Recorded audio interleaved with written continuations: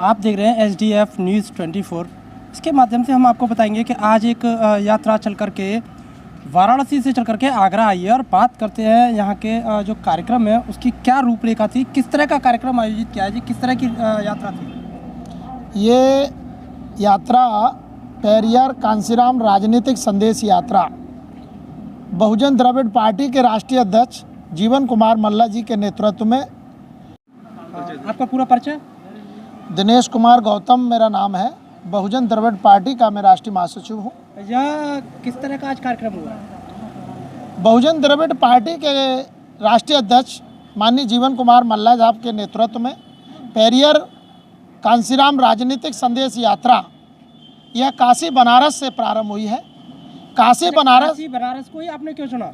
वो काशी बनारस को हमने इसलिए चुना कि गुरु रविदास का वहाँ जन्म हुआ है, गुरु कबीर का वहाँ जन्म हुआ है। पेरियार साहब का अपमान भी बनारस में ही हुआ और इसलिए हमने पेरियार साहब की जयंती उत्तर प्रदेश में काशी बनारस में पेरियार का जन्म जरूर नहीं हुआ, लेकिन पेरियार बनने के लिए एक आक्रोश पेरियार में जब पैदा हुआ मनुवाद ब्राह्मणवाद के खिलाफ, तो बनारस काशी से हुआ, क्योंकि काशी में पेरियार का अपमान हुआ। पेरियार ईवर रामास्वामी को किस तरह से एक्सप्लेन करना चाहेंगे उत्तर प्रदेश में की राजनीति में, क्योंकि राजनीति उत्तर प्रदेश की इस तरह है कि कहीं ना कहीं नाम इनका जरूर लिया जाता है लेकिन मनोवादी व्यवस्था यहाँ पर हावी है। पेरियार एक स्पष्टवादी लीडर है, मानवतावादी विचारधारा को मानते हैं, समानता में विश्वास रखते हैं और रूढ़वादी और भेदभावपूर्ण जातिवादी जो दंडाकृति में खड़ी व्यवस्था है इस देश में, उसके पेरियार साहब सदैव विरोधी रहे हैं और उन्होंने हमेशा मनुवाद से संघर्ष किया है।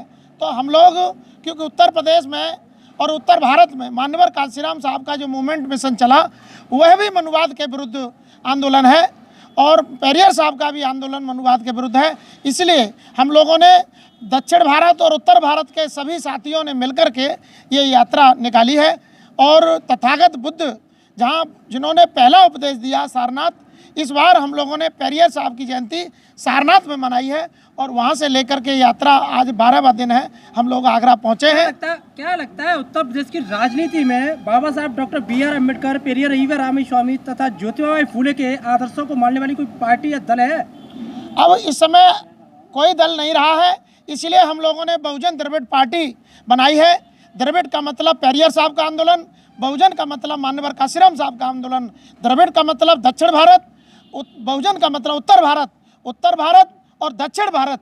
पेरियार और मान्यवर कांसीराम साहब की जो राजनीतिक और सामाजिक एवं आर्थिक मुक्ति की जो आंदोलन है उसको हम लोग लेकर के चले हैं। आज आप बिल्कुल सही बोल रहे हैं कि उत्तर प्रदेश में नहीं, उत्तर भारत में नहीं, संपूर्ण भारत में आज बहुजन महापुरुषों की विचारधारा को लेके चलने के लिए सिर्फ और सिर्फ बहुजन द्रविड़ पार्टी है। इसके अलावा सारे के सारे दल या तो मनुवादी व्यवस्था में विश्वास रखते हैं या मनुवादी व्यवस्था को मानने वाले लोगों की गुलामी कर रहे हैं। क्या लगता है इसमें द्रविड़ और जो मनवादी व्यवस्था है इसमें अंतर क्या है?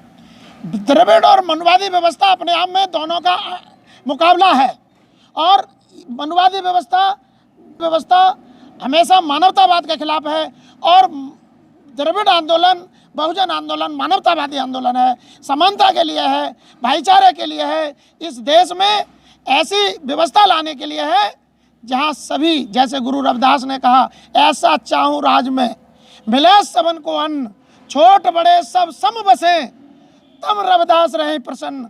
तो यही सोच हमारे कबीर साहब की रही है, यही पेरियार साहब की रही है, ये मान्यवर कांसीराम साहब की रही है और मान्यवर कांसीराम साहब से लेकर बुद्ध तक के हमारे जितने भी मानवतावादी महापुरुष हैं सबकी विचारधारा एक है, इसलिए हम उस विचारधारा को मानने वाले। जब भारतीय देश का संविधान लिखा गया उस समय डॉक्टर BR अम्बेडकर काफ़ी प्रसन्न मुद्रा में बाहर आते हैं, बाहर आते समय वो हंसते हैं, तो उन्हीं में से एक मनोवादी सोच के व्यक्तित्व उनसे प्रश्न करते हैं कि आज क्यों खुश हैं, लेकिन वो जवाब देते हैं आज मैं इसलिए खुश हूँ कि मैंने आज उस दलित समाज को, उस पिछड़े समाज को मैंने आज उन्हें अधिकार दे दिया। लेकिन उन्हीं पर एक कटाक्ष करते हुए वो कहते हैं ऐसा नहीं है, ऐसा इसलिए नहीं है क्योंकि आपका समाज कहीं ना कहीं बिका हुआ है और वह गरीब है और शोषित है, हम उसे वोट पैसों के लालच से या किसी भी तरह से खरीद लेंगे। क्या कहना चाहेंगे इस बारे में? ये बात सही है कि बाबा साहब खुश थे, और इसलिए खुश थे कि संपूर्ण भारत में जो गैर बराबरी की व्यवस्था थी, उस व्यवस्था को धक्का देते हुए, उसको कुचलते हुए बाबा साहब ने संपूर्ण भारत देश की बहुजन समाज ही नहीं, संपूर्ण भारत की जनता को एक समान वोट का अधिकार दिया था संविधान में। और उसी के बल पे बाबा साहब ने कल्पना की थी कि अगर मेरा बहुजन द्रविड़ समाज जागरूक होकर के आपस में भाईचारा बना ले तो इस देश का शासक बन सकता है। और इस देश के बहुजन द्रविड़ समाज को शासक समाज बनने की कल्पना बाबा साहब ने की थी। लेकिन उनको जब जिस व्यक्ति ने जो कहा था कि आप के समाज को हम खरीद लेंगे, ऐसा ही हुआ। मान्यवर काशीराम साहब का जब आंदोलन संपूर्ण भारत में खड़ा हुआ, उससे पहले ऐसा ही हुआ।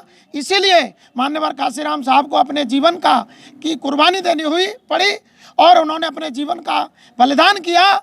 और मान्यवर साहब ने जो मूवमेंट खड़ी की, तो बाबा साहब से लेकर के बुद्ध तक के जो महापुरुष थे, उनका जो कंप्लीट मूवमेंट था बहुजन द्रविड़ मूवमेंट, उसको लेकर के चले और देश के बहुजन द्रविड़ समाज को शासक समाज बनाने का संकल्प लेकर के चले। लेकिन हमारे समाज के तथाकथित नेताओं ने, तथाकथित बाबा साहब के अनुयायियों ने और मान्यवर काशीराम साहब के तथाकथित उत्तराधिकारियों ने जो किया है गद्दारी का काम, उसके कारण दोबारा से मनुवाद जिंदा हुआ है।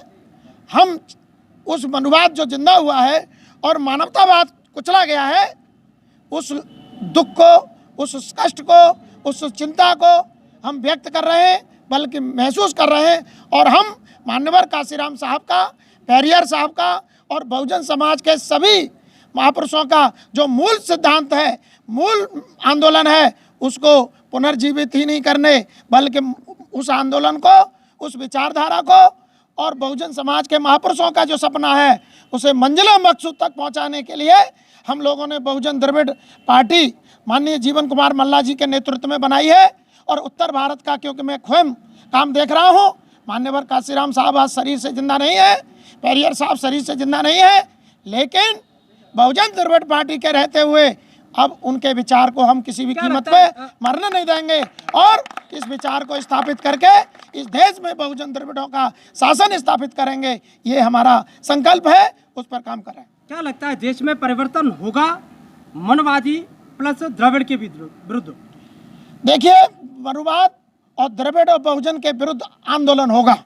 बहुजन द्रविड़ समाज हमारी बात को समझ रहा है, इसके शासक बनेंगे। कहीं ना कहीं लगता है कि आप लोगों को द्रविड़ समाज को अलग अलग जातियों में, अलग अलग धर्मों में बांट करके डिवाइड किया गया है।